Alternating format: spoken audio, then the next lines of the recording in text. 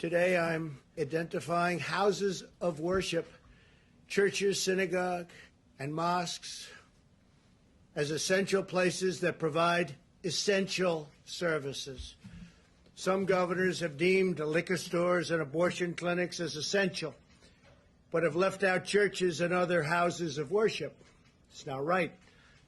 So I'm correcting this injustice and calling houses of worship essential. I call upon governors to allow our churches and places of worship to open right now. If there's any question, they're going to have to call me, but they're not going to be successful in that call.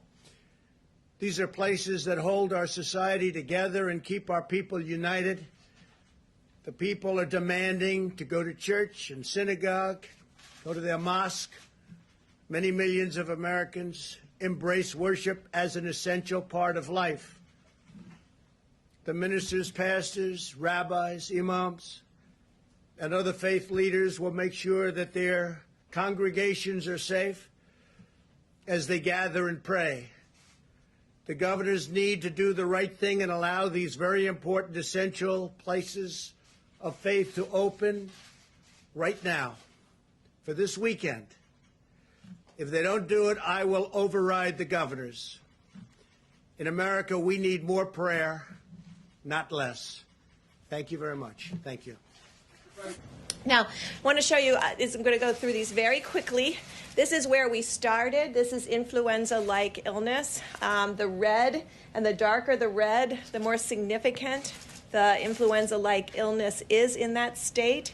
So you want to get to green. So this is the week ending March 28th. I think many of us can remember what that week was. And this was when we were at the very beginning of our acceleration into logarithmic phase. Next slide. This is April 4th. You're starting to see some of the states already turn green. Next slide. April 11th, more of the country. Next slide. April 18th. Next slide. April 25th. Next slide. May 2nd, and you can see, and I really call your attention to, there's an orange area on this slide. And you can see that it's the Maryland area, and we've been calling that out for a while, the high plateau in Maryland. You can also see Minnesota and Wisconsin. Next slide. And then you can see Wisconsin still. You can see Maryland is yellow. Before I start my portion of the briefing, there were just a few things I wanted to note for you all. Pursuant to some of those very encouraging graphs we saw where the states moved from red and orange to green, and we saw the United States increasingly become green. It's encouraging to see that America's reopening alongside that, with Homebase, data from Homebase noting that 2/3 of America's small businesses are opening.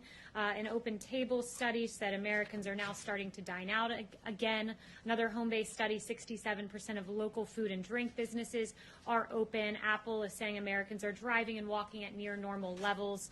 And Google mobility data reflects the same. So it's encouraging to see America start to reopen and the great work President Trump has done for the faith community going into this weekend. We have a First Amendment. It's very important that we protect that. And these churches, these synagogues, these mosques, they are essential, and President Trump underscored that. And finally, before getting started, I wanted to note that the president, as you all are well aware, donates his salary to various initiatives and parts across the federal government. And this quarter, he will be donating his salary to HHS, Health and Human Services, to develop new therapies for treating and preventing COVID-19 so that we can safely reopen. Here is the check, amounted to $100,000 that will go directly from President Trump and his paycheck that he does not take, but rather donates it to various noble initiatives, including in honor of COVID this time and those who have passed and the studies underway. He'll be donating it to HHS. And with that, I will take questions from you all. Haley? Yes. A couple of questions to follow up on the president's announcement. First, just to clarify, he came out and said, I'm calling upon governors to allow churches and places of worship to open up right now. Dr. Birx just said in areas where they have high cases of COVID-19, maybe they should think about waiting a week.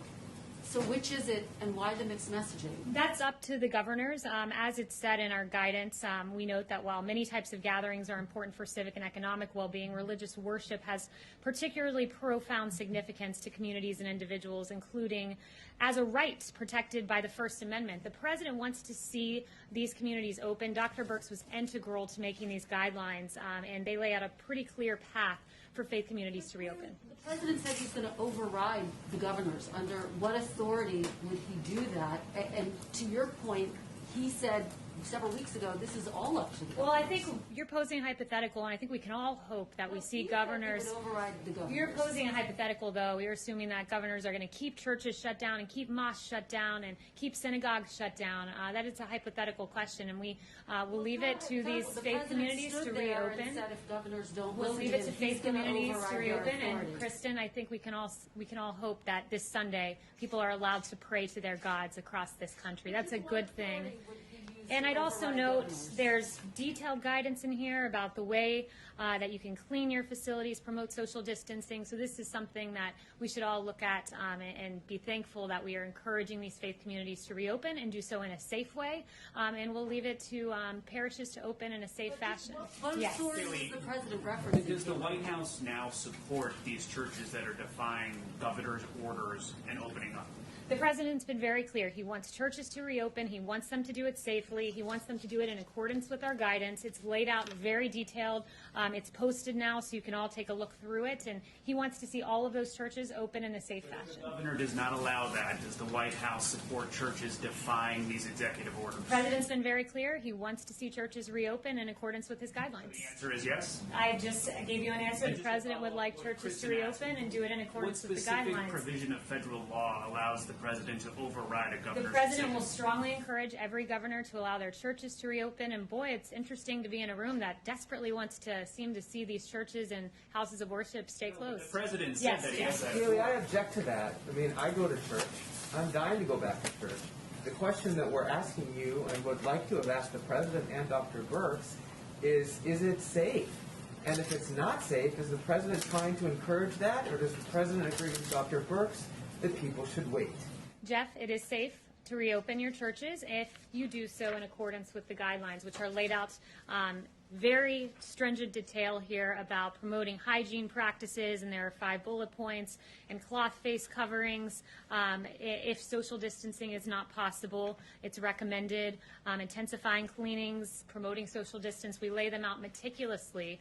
So I am thankful that we have a president that celebrates the First Amendment. The same amendment that gives you all the ability to ask me questions is there to have the freedom of worship, so imams and pastors can go to their churches, can go to their places of worship, and can celebrate what is a First Amendment right in this country, which is to pray to your God and to practice your faith. And we So now- celebrate that too. I just want to follow up by saying we celebrate that too. And so we Certainly should the be First thankful that there are Amendment part. guidelines But to we're allow not- us to but we're not re-engage in asking- that behavior. We're not asking you if the president or people are allowing Americans to pray.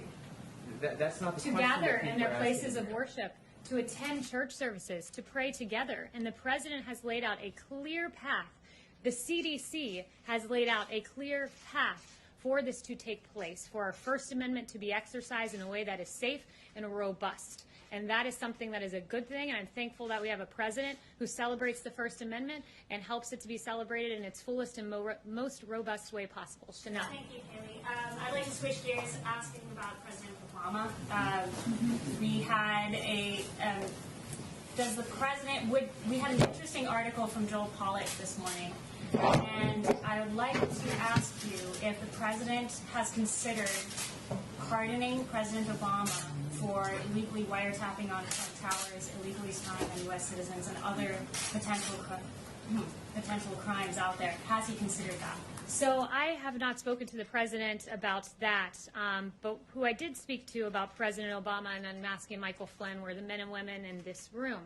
I haven't spoken to him on that specific point, have spoken to him about the matter generally, and I laid out a series of questions that any good journalist would want to answer about why people were unmasked, and all sorts of questions. And I just wanted to follow up with you guys on that. Did anyone take it upon themselves to pose any questions about Michael Flynn and unmasking the President Obama spokesperson?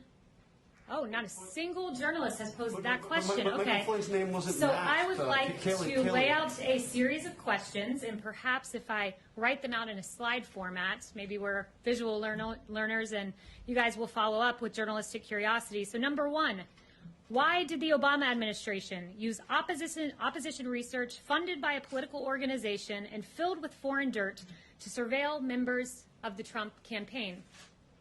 Number two, why was Lieutenant General Michael Flynn unmasked? Not by the intel community entirely, but by Obama's chief of staff, by the former Vice President Joe Biden, by Susan Rice, by the Treasury Secretary. I mean, this is extraordinary. And, you know, if it were political appointees in the Trump administration, I can guarantee you I'd have questions in my inbox right now, but apparently Obama's spokesperson does not. Why was Flynn's identity leaked? In a criminal act. It is a criminal act to leak the identity of Michael Flynn to the press, but it happened. Where are the questions to Obama's spokesperson? Because my team would be running around this building should this have happened under the Trump administration. Why did the DOJ, Sally Yates, learn about the unmasking from President Obama? So much for going by the book. As Susan Rice said 3 times, thou doth protest too much, Susan Rice. And then finally, question number 5. Why did James Clapper, John Brennan, Samantha Power, and Susan Rice privately admit under oath they had no evidence of collusion while saying the opposite publicly? It's a long weekend. You guys have 3 days to follow up on those questions, and I certainly hope the next time I ask, some hands go up, because Obama's spokesperson should be asked those questions, because President Trump's spokespeople certainly would be.